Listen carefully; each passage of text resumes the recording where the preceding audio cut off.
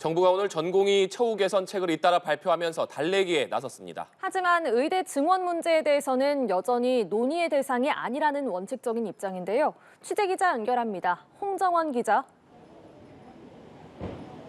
네, 서울대병원에 나와 있습니다. 정부는 오늘도 의료계에 대해서 조건 없는 대화를 제안하는 한편 전공의들에 대한 처우 개선 방안을 함께 발표했습니다. 정부는 우선 전공의들의 과중한 근무 시간을 단축하기로 했는데요. 총 수련 시간은 주 80시간, 연속 근무 시간은 36시간의 범위 내로 조정하기로 했는데 특히 연속 근무 시간 단축은 당장 5월부터 실시합니다. 인센티브 제도 대폭 확대합니다. 현재 외과, 흉부외과, 소아청소년과 전공의에게 지급되는 월 100만 원의 수련 보조 수당을 앞으로 분만과 응급 등 다른 필수 의료 과목 전공의들에게까지 확대하기로 했습니다. 또 올해 6월부터는 전공의의 종합적 수련 환경 파악을 위한 실태 조사도 실시하기로 했습니다.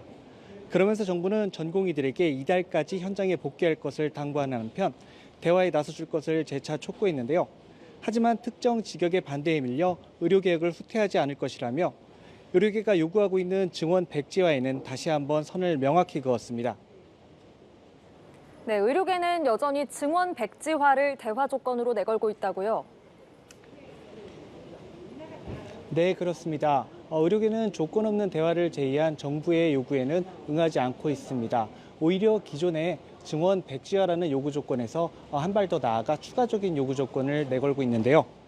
의사협회 비상대책위원회는 어제 기자회견을 열고 윤석열 대통령이 직접 이해 당사자인 전공의들과 만나 결자해제해달라고 요청했습니다. 증원 문제에 대해서도 2,000명 증원 철회 후 원점 재논이라는 대화 전제 조건에는 달라지는 것이 없을 것이라고 강조했습니다.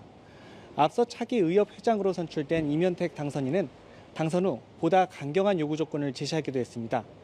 의대 증원 백지화를 넘어 정원 축소, 대통령 사과, 보건복지부 장차관에 대한 파면 등 정부로서는 받아들여지기 어려운 조건이 대거 포함됐고요.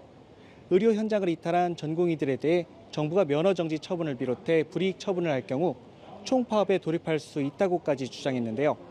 정부는 그런 주장은 의사 집단이 법 위에 올라서려는 것이라며 강하게 반발했습니다. 이런 가운데 의대 교수들의 사직서 제출도 계속되고 있는데요. 의대 교수들이 내일까지 개별적으로 사직서를 제출할 예정이어서 사직서를 제출하는 교수들의 규모는 더 커질 전망입니다. 또 이번 사태의 핵심 당사자인 전공의들은 아직 대표성 있는 소통 창구를 만들지 못한 상황이어서 빠른 시일 내 대화가 재개되기는 어려울 것으로 예상됩니다. 지금까지 서울대병원에서 전해드렸습니다.